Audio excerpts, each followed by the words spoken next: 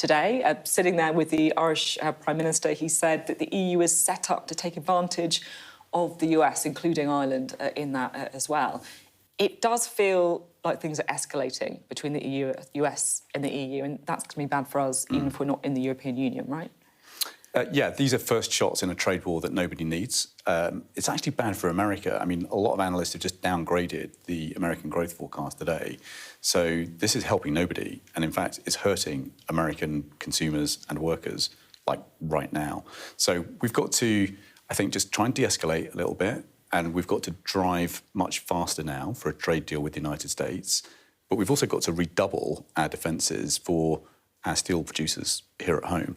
And we have the steel companies coming in front of our committee on Tuesday to ask them exactly what help do they now need from government in order to protect their businesses, protect workers. Yeah, you're obviously talking about the steel there because of these 25% tariffs on all steel and aluminium being imported into the United States. You said what you're doing on your committee, but how should the UK react to that? Because we are seeing retaliatory tariffs from others, like the EU, for example.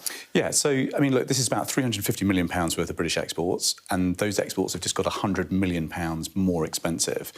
That is going to hurt American consumers because a lot of the steel that we ship is from specialist companies like Forgemaster to the US Navy. So their prices have just gone up, and it's going to be hard for them to find other suppliers that are as good as the product that they buy from Britain. So, you know, the Secretary of State is right to reserve the right to retaliate, which is what he's done today. But we've actually just got to make sure that we drive harder on a bigger free trade deal with America now, in which we can then get these tariffs knocked down.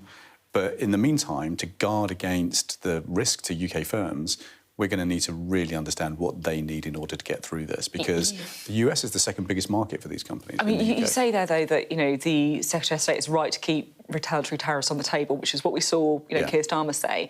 But there's an awful lot of people who think, you know, he's got to be a bit tougher than that, because it does feel like the UK has been just, I guess, less bullish compared to the EU, compared to Canada on this. I mean, you could argue that's a good idea, you know, keeping Trump close is good, but then it hasn't really worked in terms of getting as any exemptions so far. Well, I don't think the UK government should shoot from the hip right now. You know, so they have got a whole game plan for how to escalate retaliatory tariffs.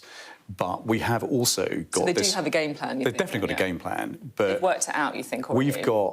We've got this kind of unique possibility of getting a deal done with America because, unlike Europe, our trade with the United States is actually quite balanced, and a lot of it for the UK is actually in services rather than goods. So we shouldn't compromise, we shouldn't kind of disable our chances of getting that trade deal done, because actually that's a much bigger prize. So let's just kind of be a bit strategic about this. How big a prize is a US trade deal? Now, that might sound like a stupid question, right? Yeah. But the reason I'm asking that's a good question. Is people say, if we are going to have a US trade deal, we're going to have to make all sorts of compromises. Donald Trump is going to make a trade deal that benefits the United States, not us. And there's lots of stories about chlorinated chicken and stuff like that. Do we even want a US trade deal? So I think it depends on how many sectors it covers. So a US trade deal could be really good for a lot of our steelmakers, for example. So a trade deal would get those tariffs back down. It could be really good for tech. It could be good for artificial intelligence. It could be good for the sectors where we're particularly strong.